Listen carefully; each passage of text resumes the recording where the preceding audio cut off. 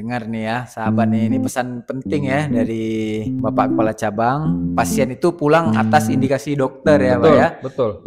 Bukan karena adanya pembatasan hari ya, misalnya 3 hari itu maksimal dijamin BPJS katanya. Itu semuanya hoax. Kamu belum akan jadi peserta JKN, padahal peserta aktif wajib untuk semua. Baik Pak, kita ke pertanyaan selanjutnya nih Pak. Menurut Bapak, apakah ada data atau temuan yang menunjukkan peningkatan kesejahteraan masyarakat setelah adanya program JKN ini Pak? Tadi ya sebetulnya sudah saya secara garis besar kan sebetulnya sudah terjawab ya dari hasil riset dari lembaga penelitian yang dilakukan oleh UI ya dari FEB UI tadi, bahwa dampaknya itu ya mengurangi kemiskinan, meningkatkan akses layanan kesehatan, meningkatkan utilisasi fasilitas kesehatan, meningkatkan angka harapan hidup. Nah, tadi meningkatkan produktivitas dan pertumbuhan produk domestik bruto ya PDB per kapita ya. Jadi memang jelas sekali terlihat ya kalau sudah banyak sebetulnya penelitian yang sudah dilakukan untuk melihat signifikansi program ini terhadap pertumbuhan produk domestik bruto ya. Nah, ini saya baca dari salah satu peneliti ya, mohon maaf, LPEM FEB UI, Jahen F. Reski mengatakan secara makro penelitian yang dilakukan menunjukkan bahwa program JKN membawa dampak yang signifikan. Di situ dikatakan estimasi kontribusi jaminan terhadap produk domestik bruto atau PDB nasional yang sebelumnya hanya 56 triliun, sementara apabila ada JKN itu dia menjadi 129 triliun, bayangkan itu. Wow. Jadi Ya kan? cukup besar dampak program JKN untuk ekonomi Indonesia ya Pak ya. Betul, betul. Belum lagi penciptaan lapangan kerja juga ya Pak ya. Betul, betul. Jadi kalau dilihat di sini, tanpa adanya program jaminan kesehatan, ini menurut penelitian tadi ya, menurut peneliti tadi, jumlah pekerja yang muncul di Indonesia hanya sekitar 1,5 juta pekerjaan baru. Namun dengan adanya program JKN ada sekitar 3,5 juta pekerjaan baru yang muncul. Ya kan? Hal tersebut antara JKN memiliki dampak multiplier efeknya ya. Karena dia kan dari hulu ke hilir itu. Ada rumah sakit. Iya, betul. Bayangkan teman-teman ya, Pak ya. betul. Ya itu tadi ekosistem tadi. Kalau itu berjalan lancar, bayangkan misalnya begini teman-teman ya, kalau ada satu rumah sakit yang baru gitu ya dia buka itu dia pasti akan memberikan dampak multiplier efek itu di situ. Untuk paling tidak dengan ramenya misalnya peserta JKN ke sana, ada subsistem dari ekonomi itu akan berkembang ya. Masyarakat di situ ya kan, warung-warung. Coba perhatikan ya kan, coba perhatikan teman-teman. Biasanya kalau ada rumah sakit tuh kan kita lihat kan ada warung kopi, ada yang warung kecil-kecil di situ ya, yang juga memberikan dampak ya. UMKM Pak ya. Iya, kan itu kan dampaknya luar biasa ya. untuk bisa membangun itu ya kan. Bahkan Jehan kemudian mengatakan juga bahwa dari segi kontribusi terhadap output sektor terkait secara umum dengan adanya program JKN sangat berkorelasi dengan 3 sektor utama. Yakni yang pertama adalah jasa kesehatan, pasti jasa kesehatan pemerintah.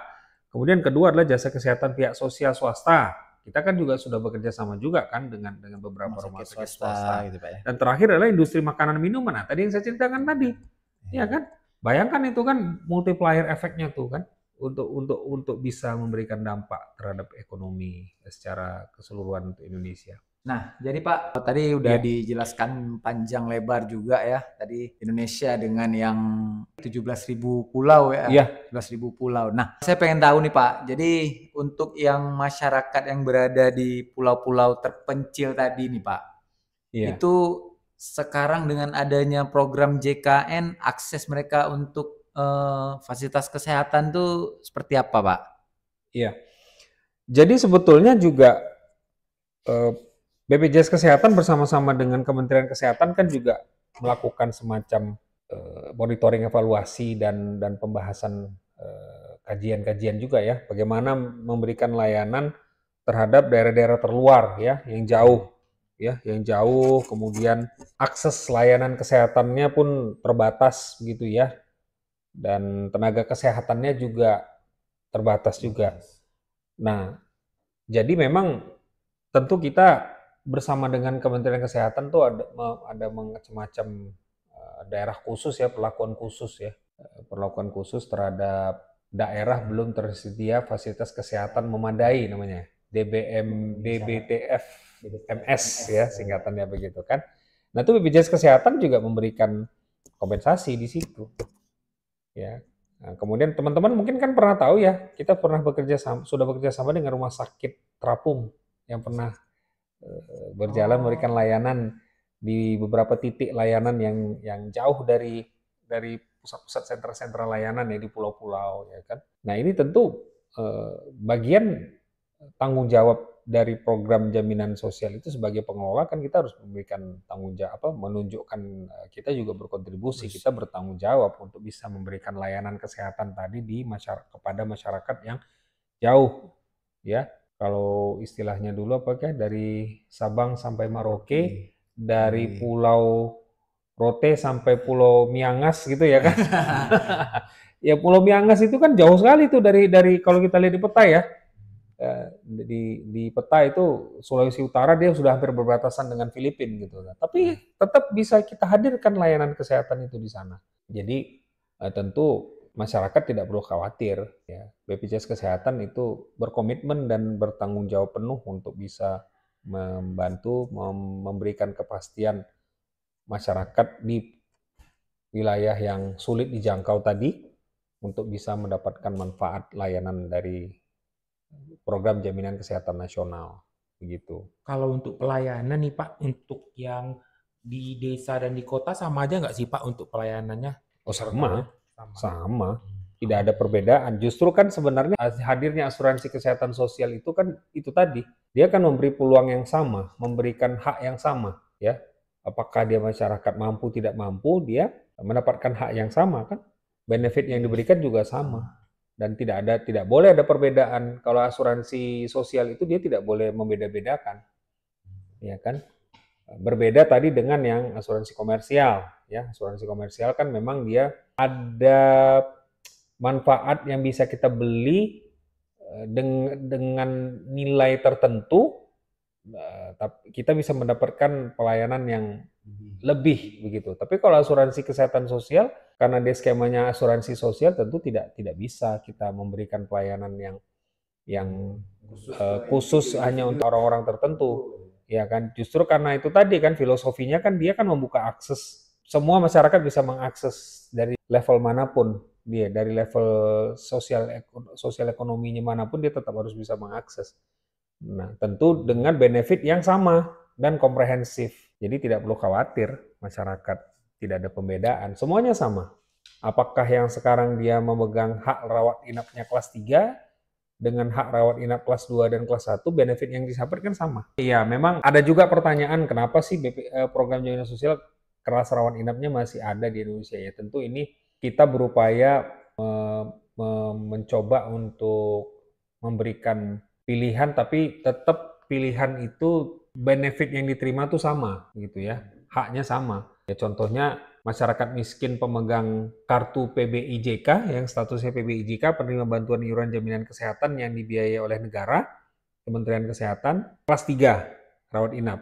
Tapi ketika dia operasi jantung dia kan tetap sama kan, tetap dioperasi jantungnya kalau dia butuh pelayanan jantung. Nah, jadi sama kan, tidak ada perbedaan begitu kira-kira. Yang membedakan cuma kamar rawatan. Hanya kamar rawat saja. Ya kan? Benefit yang diterima itu sama aja. Sama. Antar kelasnya. Antar kelasnya, betul. Lanjut nih Pak, kan kita yang biar menarik nih kita ngomong isu ya Pak ya. Iya. Terus kan isu ini kan Pak terkait pembatasan hari rawatan untuk rawat inap nih. Emang ada apa enggak sih Pak kalau BPJS Kesehatan Pak? Iya, memang beberapa waktu ini isu ini viral ya. Pak. Viral, ya. Tapi sayangnya viralnya tidak tepat. Jadi program jaminan kesehatan nasional yang dikelola BPJS Kesehatan itu saya tegaskan tidak ada pembatasan hari rawat. Memang betul tuh Pak. Tapi kenapa ya Pak orang bilang kita ada batasinya Pak? Emang jahat orang mau fitnah kita. Ya itu, kadang-kadang kan dunia sosial media ini kan tidak bisa kita verifikasi ya. tidak terverifikasi, misalnya yang mengatakan itu dia menggunakan akun-akun yang nggak jelas ya, tidak bisa kita verifikasi sehingga sulit kita mau mencari pihak-pihak yang seperti ini. Ya tentu ya kita membuat pernyataan yang sifatnya statement saja ya, menyatakan bahwa ini tidak benar ya melalui akun-akun media sosial kita juga. Untuk apa kita jawab satu-satu demi satu terhadap orang-orang yang seperti itu? Nggak jelas, ya kan? Nah, tentu kita menjawab dengan secara umum bahwa tidak benar pembatasan hari rawat itu, ya, sepanjang memang itu indikasi medis yang menyatakan memang, dan dokter menyatakan memang harus masih tetap dirawat, ya tetap dirawat. BPJS Kesehatan tetap akan memberikan penjaminan. Jadi nggak usah khawatir pada masyarakat. Pada kesempatan ini juga saya tegaskan, tidak perlu khawatir dan tidak perlu termakan isu-isu hoax ya yang tidak bisa kita verifikasi informasinya secara jelas gitu. Pokoknya sampai sembuh ya Pak ya. Sampai sembuh. Sampai sembuh. Sampai sehat. Ya, Pak, ya? Sampai dokter menyatakan Bapak Ibu sudah bisa beraktivitas kembali, sudah bisa pulang seperti itu. Nah, dengar nih ya, sahabat nih, ini pesan penting ya dari Bapak Kepala Cabang. Pasien itu pulang atas indikasi dokter ya, betul, Pak ya. Betul. Bukan karena adanya pembatasan hari ya, misalnya 3 hari itu maksimal dijamin BPJS katanya, itu semuanya hoax. Ya, berita bohong ya. Makan hoax. Mending makan nasi daripada makan hoax ya Alex ya. Nasi lebih kenyang ya Bang. Sahabat JKN bisa ikuti Instagram JKN Batuah untuk mendapatkan informasi-informasi yang pasti dari BPJS Kesehatan. Pak, kita bahas isu-isu lagi nih Pak. Memang luar biasa. Sekali isu ya. Iya, luar biasa nih Pak. Luar biasa memang BPJS Kesehatan ini. Darah manis memang banyak yang cari-cari nih Pak. Nah, isu berikutnya nih Pak terkait nonaktif peserta nih Pak. Mungkin bisa dijelaskan nih Pak isu-isu terkait nonaktif peserta di program JKN nih Pak. Oh iya, ini yang terkait dengan ada menerima pesan-pesan itu ya. Ya, termasuk Pak. Ada yang pesan kemarin, ada yang menyampaikan ke saya, ada menerima informasi bahwa kartu BPJS-nya akan segera dinonaktifkan karena sudah lewat plafon gitu ya. Kemudian juga diindikasikan ada obat-obat daftar G apa begitu ya, kan? Ya, sekali lagi seperti yang saya sampaikan tadi, ini informasi hoax yang tidak bisa kita verifikasi sumbernya dari mana dan masyarakat sebaiknya abaikan saja, ya. Segala urusan terkait hal-hal yang butuh informasi yang terkini, silakan menghubungi saluran-saluran resmi BPJS Kesehatan. Ada Care Center 165, ada Pandawa, ya, dan bisa juga nanti kalau ada kegiatan mobile customer service ya pada saat jadwal mobil BPJS keliling ya jalan, itu bisa ditanyakan atau bisa datang langsung ke kantor BPJS Kesehatan, ya kan? Nah, jadi hal-hal yang sedemikian itu tidak perlu ditanggapi dan sekali lagi saya nyatakan itu informasi hoax, ya. Jadi BPJS Kesehatan itu tidak pernah menyampaikan informasi-informasi yang seperti Hendra sampaikan tadi, ya. Kita tidak pernah memverifikasi peserta dengan mengatakan ini sudah lewat plafon, ini sudah lewat, nggak pernah, nggak ada. BPJS Kesehatan tidak pernah membatasi layanan, ya. Benefit yang diberikan sepanjang sesuai dengan indikasi medisnya tetap diberikan. Seperti yang saya sampaikan, yang saya tegaskan tadi, sepanjang indikasi medis yang menyatakan harus tetap dirawat, ya dirawat. Kalau dia memang harus mendapatkan obat A, obat B, obat C, itu yang meresepkan dan dokter, itu obatnya diberikan. Jadi tidak perlu ditanggapi ya isu-isu yang tadi. Ya. Jadi sahabat jangan mudah percaya ya dari isu-isu yang didapat mungkin dari WA Pak ya. Ya, betul. Karena banyak juga tuh Pak, kadang-kadang ada pertanyaan bahwasannya BPJS Kesehatan akan memberikan bantuan dana gitu Pak. Iya. Baik, itu banyak sekali informasi-informasi beredar seperti itu dan masuk ke WA kita ya. Masuk ke WA, bahkan saya sendiri pernah mendapatkan informasi itu.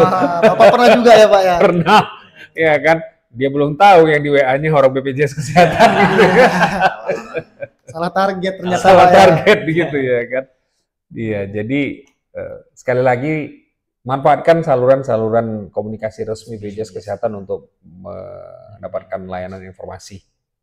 Ya, gitu sahabat. Kalau ada indikasi misalnya penipuan dan sebagainya, silakan laporkan ke aparat penegak hukum. Ya, dengar sahabat ya, jangan mudah percaya, dan kalau misalnya ada mencurigakan langsung melaporkan di kanal-kanal BPJS Kesehatan yang tersedia. Nah, Sobat JKN masih mau tahu tentang Knalpot episode 11? Yuk kita tonton part 3. Aku tahu kamu belum jadi peserta JKN, padahal pesertaannya wajib untuk semua. Aku tahu kamu belum jadi peserta JKN, padahal kepesertaannya wajib untuk semua. Aku tahu kamu jika ada kesulitan untuk jadi peserta JKN, uruslah pada yang kompeten. Oh, pastikanlah JKN-mu keaktifannya, lunasilah tunggakannya agar tak kena denda layanan. Belum menjadi peserta JKN, padahal peserta aktif wajib untuk semua. Tahu kamu belum aktif jadi peserta JKN, padahal peserta aktif wajib untuk semua.